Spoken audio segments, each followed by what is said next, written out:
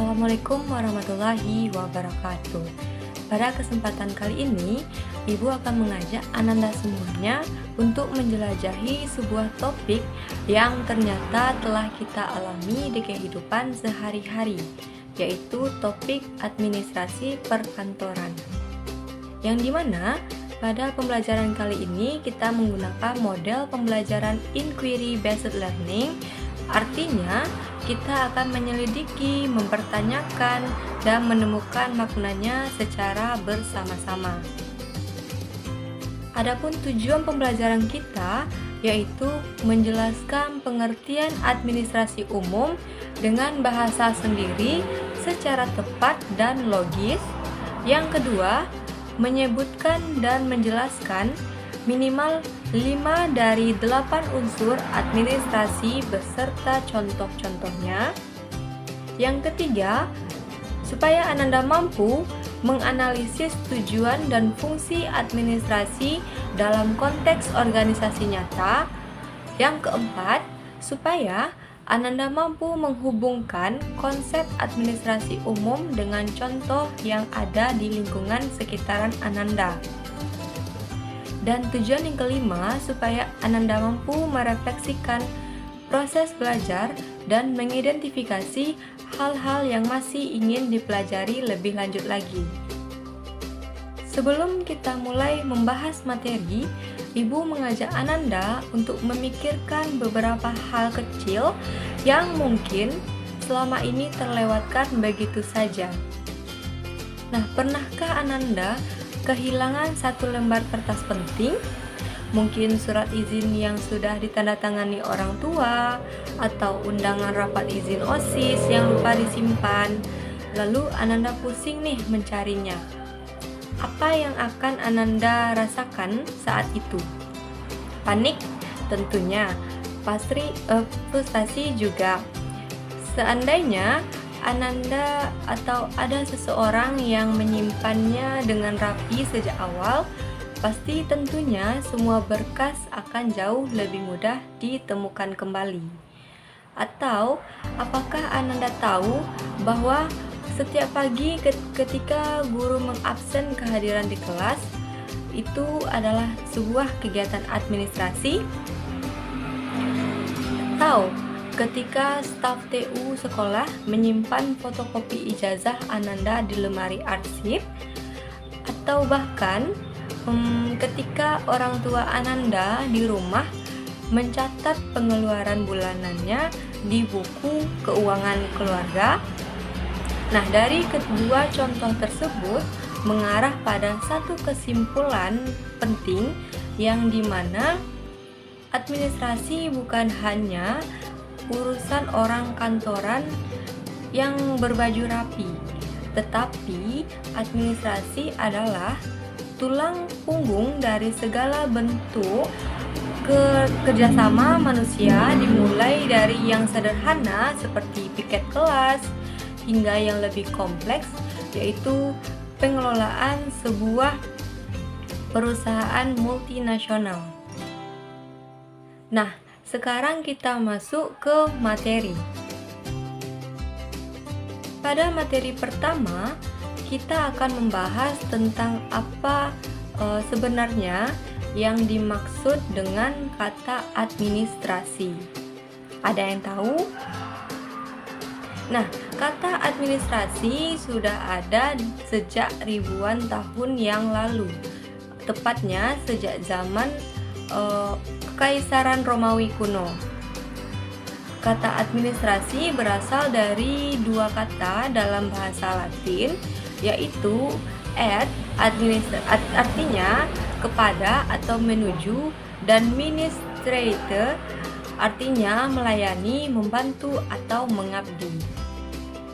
Jika digabungkan, maka kata administrasi secara harfiah berarti melayani atau membantu dalam pencapaian suatu tujuan. Menarik bukan? Nah, sejak lahirnya pun konsep ini sudah mengandung nilai pelayanan dan kerjasama. Dari akar itulah kemudian para ahli dari berbagai penjuru penjuru dunia merumuskan definisi yang lebih lengkap lagi. Menurut De Liangji, salah satu pakar administrasi terkemuka dari Indonesia, mendefinisikan administrasi sebagai segenap rangkaian kegiatan penataan terhadap pekerjaan pokok yang dilakukan oleh sekelompok orang dalam kerjasama untuk mencapai tujuan tertentu. Nah, perhatikan kata-katanya. Ada kata kunci di sini. Adanya sekelompok orang kerjasama, penataan, dan tujuan. Nah, 4 kata ini adalah jantung dari seluruh konsep administrasi. Sementara itu, menurut Sondang P. Siagian, pakar manajemen dan administrasi Indonesia lainnya menekankan bahwa aspek kerjasama yang rasional. Beliau mendefinisikan administrasi sebagai keseluruhan proses kerjasama antara 2 orang atau lebih yang didasarkan atas rasionalitas tertentu untuk mencapai tujuan yang telah ditetapkan sebelumnya. Kata rasional di sini sangat penting, yang artinya administrasi bukan kegiatan yang dilakukan secara asal atau spontan, melainkan dengan pertimbangan yang matang dan terencana. Dan ada juga dari barat, yaitu William H. Newman, memberikan sudut pandang yang lebih menekankan aspek kepemimpinan. Baginya, administrasi adalah bimbingan kepemimpinan dan pengawasan atas usaha-usaha kelompok individu dalam rangka mencapai tujuan bersama untuk kepentingan bersama juga. Nah, di sini kita melihat bahwa administrasi bukan hanya soal mencatat dan mengarsipkan. Ia juga tentang bagaimana memimpin, menggerakkan orang lain menjadi satu arah yang sama. Dan dari ketiga definisi ini kita bisa menarik kesimpulan yang dimana administrasi selalu hadir ketika Anda kelompok orang atau yang bekerja sama dengan proses yang teratur untuk mencapai tujuan yang jelas. Tidak ada satupun dari keempat unsur itu yang bisa dihilangkan. Ada 5 ciri yang menandai sebuah kegiatan sebagai kegiatan administrasi. Pertama, adanya sekelompok orang minimal 2 orang. Administrasi tidak bisa dilakukan sendirian. Nah, yang kedua, adanya kerjasama yang terencana dan terorganisir, di mana setiap orang punya peran yang sudah dipikirkan secara matang, bukan bergerak tanpa arah seperti tim sepak bola tanpa posisi yang jelas. Ketiga, adanya tujuan bersama yang jelas agar kerjasama tidak kehilangan arah. Dan yang keempat, yaitu adanya proses yang sistematis dan rasional pada urutan dan prosedur, bukan dikerjakan secara asal-asalan. Dan yang kelima, adanya pembagian tugas dan wewenang yang jelas, sehingga tidak ada yang tumpang tindih atau terabaikan. Nah, dari kelima ciri ini sebenarnya sudah kita praktekkan dalam kegiatan sehari-hari kita. Misalnya dalam kepengurusan OSIS yang memiliki ketua, sekretaris, bendahara, tugas, dan tujuan yang jelas tanpa kita sadari. Nah, itulah yang disebut dengan administrasi. Selanjutnya, menurut De Liangji merumuskan 8 unsur administrasi yang saling menguatkan seperti pilar penyangga bangunan. Yang pertama yaitu organisasi atau wadah kerjasama. Yang kedua, manajemen atau proses POAC seperti perencanaan, pengorganisasian, pengarahan atau equipping, dan pengawasan. Yang ketiga yaitu komunikasi atau urat nadi penyalur informasi. Selanjutnya yang keempat yaitu rekrutmen hingga pensiun. Selanjutnya yaitu adanya keuangan atau pencatatan secara transparan setiap rupiah. Yang ketujuh yaitu perbekalan atau sarana prasarana fisik. Selanjutnya ketata usahaan seperti surat menyurat, arsip, notulen rapat yang dikenal sebagai kegiatan administrasi sehari-hari, serta hubungan masyarakat atau humas yang menjaga relasi dan citra dengan pihak luar organisasi. Nah, kedelapan unsur ini tidak bisa berdiri sendiri. Mereka satu kesatuan yang utuh seperti organ-organ tubuh yang hanya bekerja secara optimal bila semuanya sehat dan saling terhubung. Selanjutnya ada 5 tujuan dalam administrasi yang baik. Yang pertama, adanya efektivitas yang berarti tepat sasaran, yang dimana output sesuai dengan tujuan yang telah ditetapkan sebelumnya. Yang kedua, adanya efisiensi yang berarti mencapai tujuan dengan sumber daya seperti waktu, tenaga, biaya seminimal mungkin tanpa mengorbankan kualitas, misalnya beralih dari sistem arsip manual ke sistem digital. Dan selanjutnya adanya ketertiban dan kelancaran yang memastikan semua kegiatan berjalan sesuai dengan prosedur tanpa adanya kekacauan. Sementara kemudahan pengawasan membuat pemimpin bisa memantau jalannya pekerjaan organisasi lewat dokumen seperti laporan dan notulen, ataupun yang terakhir adanya akuntabilitas, yaitu kemampuan setiap pihak mempertanggungjawabkan tindakannya karena semua kegiatan terdokumentasi dengan jujur. Nah, dari 5 tujuan ini merupakan fondasi kepercayaan modal utama dalam organisasi yang sehat. Selanjutnya, jika tujuan menjawab untuk apa fungsi, menjawab bagaimana caranya, dikenal dengan akronim PAC plus C, di mana yang pertama itu perencanaan atau planning adalah titik awal yang menetapkan tujuan dan menyusun rencana secara konkret seperti program kerja OSIS, dan yang kedua yaitu pengorganisasian atau organizing yang mengatur pembagian tugas dan wewenang, misalnya membentuk divisi-divisi dalam penelitian atau untuk jalannya acara.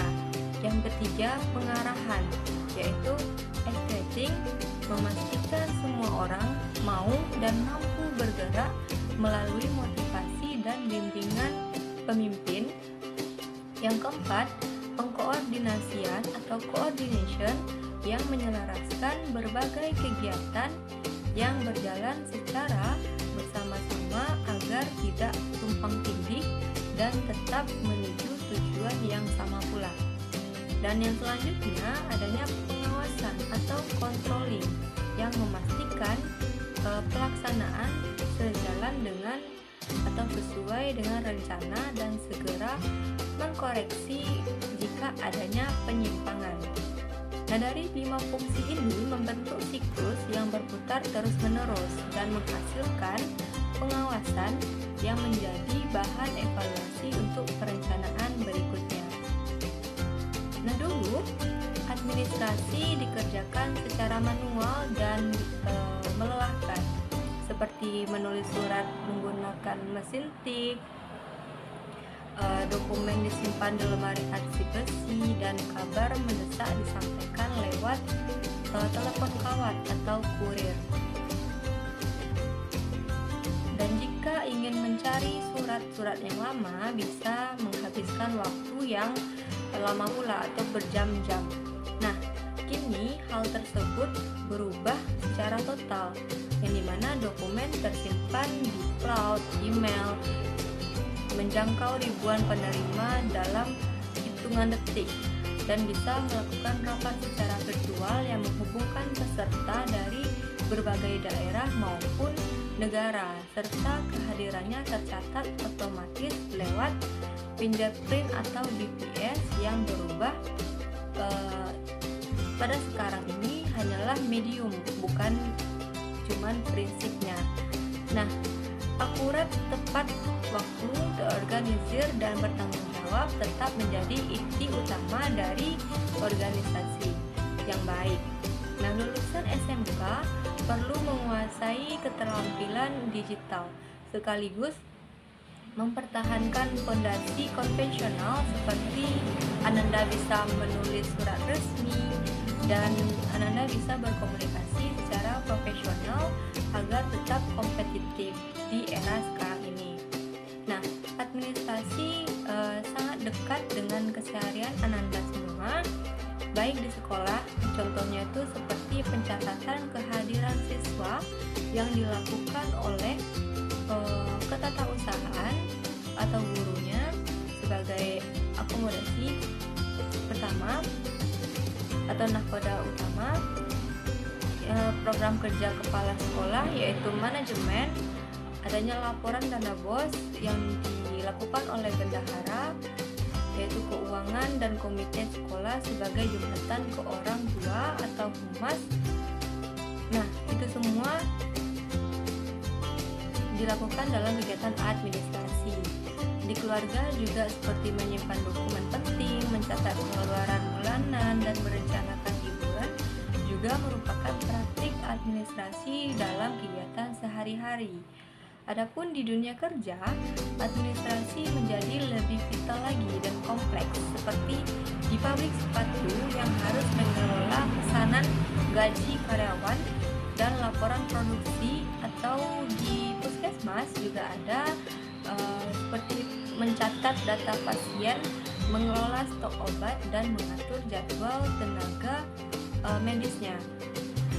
Nah, administrasi yang buruk berdampak nyata bagi kehidupan sehari-hari kita, yaitu jika kesalahan pencatatan riwayat pasien bisa berakibat sangat fatal, seperti salah diagnosis dan mengancam nyawa, sementara kesalahan pencatatan pesanan bisa merusak reputasi dan kontrak bisnis kita sendiri. Hari ini atau pada pertemuan kita hari ini, secara bersama-sama telah menjelajahi asal kata administrasi, baik dari definisi para ahli, ciri-cirinya, 8 unsurnya, tujuan, dan 5 fungsi POAC plus C hingga perannya di era digital dan kehidupan nyata. Nah, kesimpulan dari pembelajaran kita hari ini seperti administrasi adalah kerjasama teratur setiap kelompok orang untuk tujuan bersama, didukung 8 unsur yang saling terkait satu sama lain, diarahkan oleh 5 tujuan melalui 5 fungsi, dan terus bertransportasi mengikuti perkembangan teknologi tanpa mengubah prinsip dasarnya. Nah, menjadi tenaga administrasi yang handal bukan berarti hanya duduk saja menyortir surat, tetapi sosok di balik layar yang memastikan seluruh organisasi berjalan dengan mulus, tertib, dan lancar, sehingga menjadi tulang punggung dari setiap kesuksesan yang tampak di depan mata. Nah, jadikan setiap kegiatan atau pembelajaran di sekitar Ananda sebagai laboratorium belajar administrasi.